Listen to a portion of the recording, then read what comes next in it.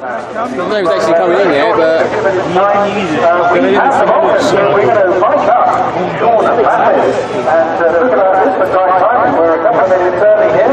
They're on station and they are good to go. And nothing like feeling the limelight.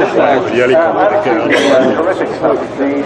And you heard us chatting about this beautiful... Not as early apparently, so... aircraft earlier on.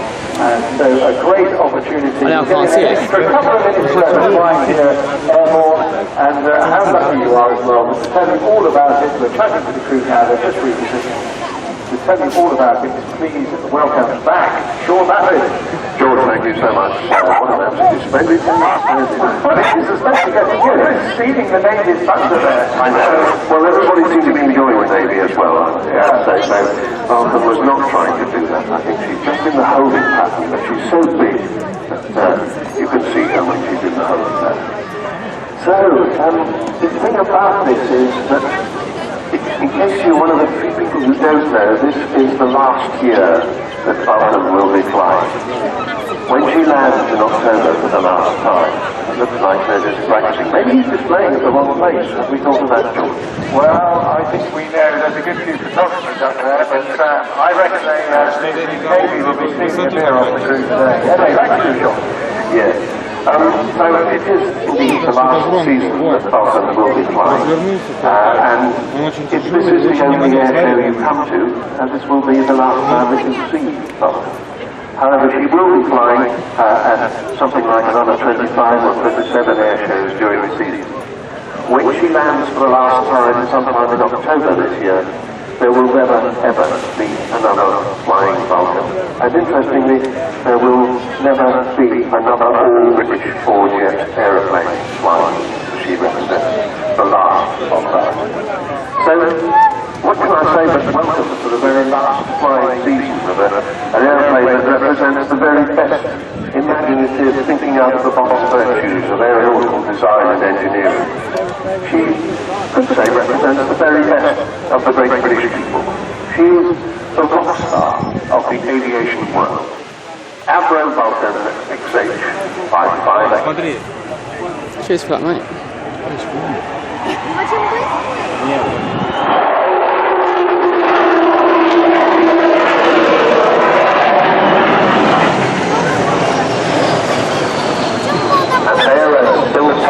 Bring her in from the right. You've got a very brief sound of the... Because I don't understand, I've got a camera bag in my hand. It's restricting my movement. When they're put up to high power, it's a unique sound.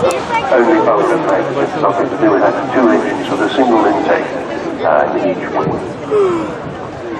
So, not only is she the rock star of the aviation world, she's the single most popular aeroplane in the country. Last year at the Farnborough Airshow, she was voted top by more than 16,000 Facebook they repeated that results at the board of the Airshow a few weeks later. So she's immensely popular. Everybody loves her. And the extraordinary thing is that you wonderful people have raised £22 million to get this aeroplane to where it is today, and we're immensely grateful.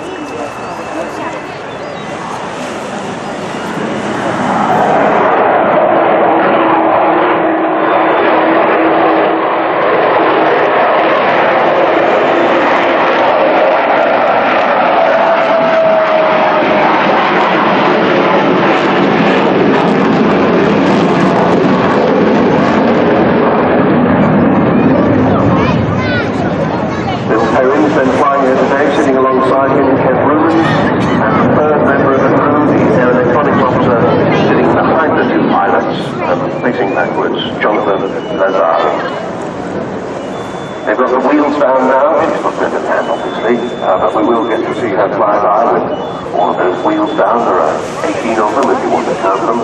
Yes. And we'll see her in various other poses as she comes by again. Fascinating to realise that the shape that was to become Vulcan was drawn on a scrappy piece of paper in 1946 by the same man who designed the fantastic Lancaster bomber Roy Chapman.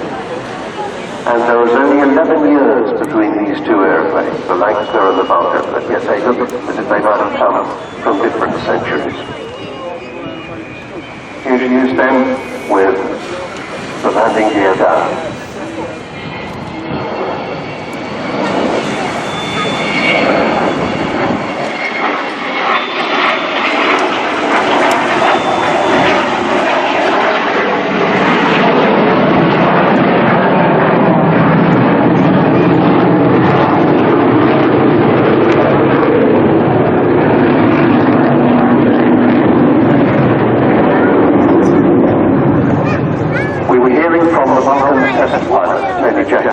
He's still here today signing books at the bookstore.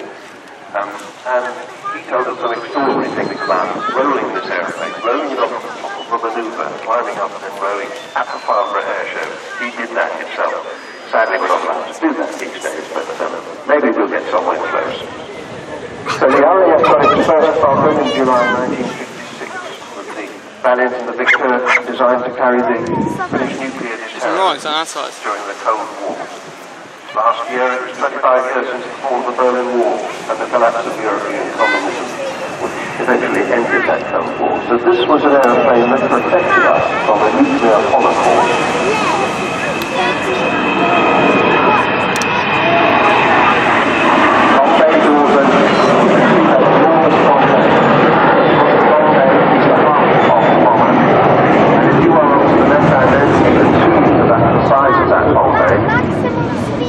That was the bomb bay that carried 21 1,000-pound bombs all the way from the Central Islands to the Falkland Islands in 1982, right at the end of Vulcan's operational career. So it was a record-breaking bombing run, the longest there had ever been at the time, more than 7,000 miles.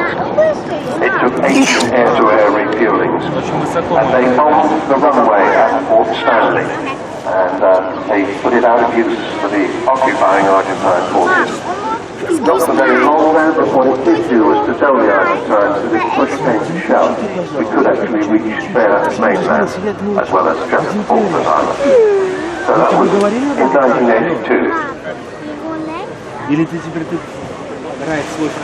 She should have gone into retirement at that stage, but she was so popular that she was kept on by the Royal Air Force as a display aircraft and eventually not retired until 1992. And as she comes back in front of us this time, I think the bomb bay will still be open, but we can expect to see it close as she lines up again. Bomb bay no longer carrying bombs, of course, but carrying the names of people who have contributed to this amazing renaissance of an aircraft that nobody ever thought would fly again after the early 90s.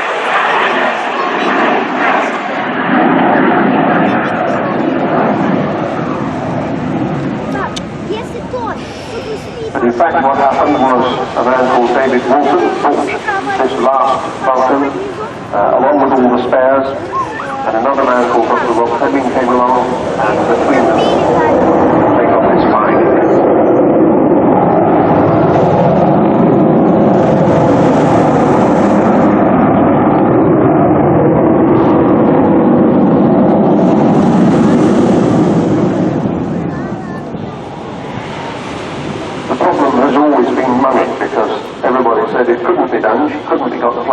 But she was, and she first flew again in 2007 and went on the display circuit in 2008.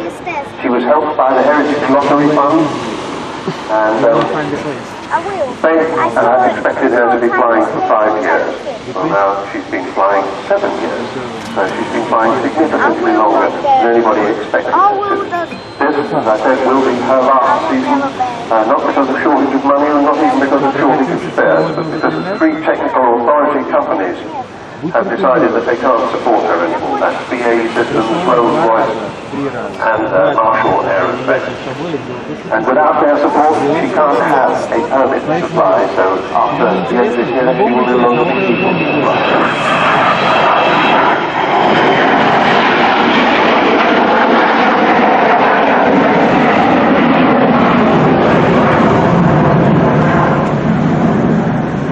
Pilots sitting up at the front, Jeff Rubins and build herons. They're going to fly they're going to fly 787 Dreamliners as their day jobs, but they're both extremely experienced display pilots.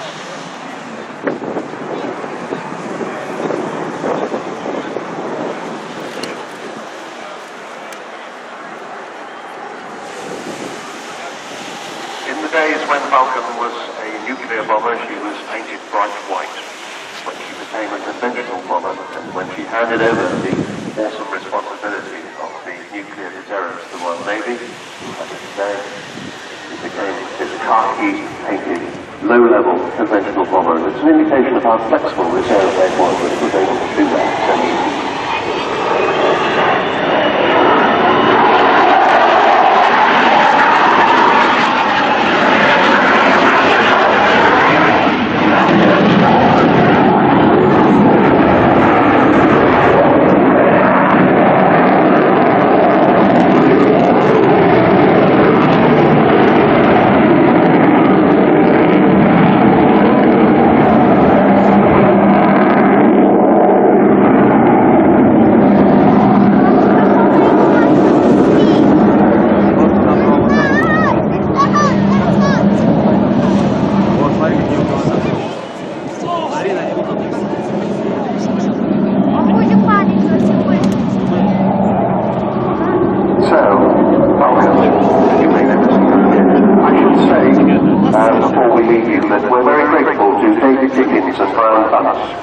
Without them, Vulcan would not have been here today.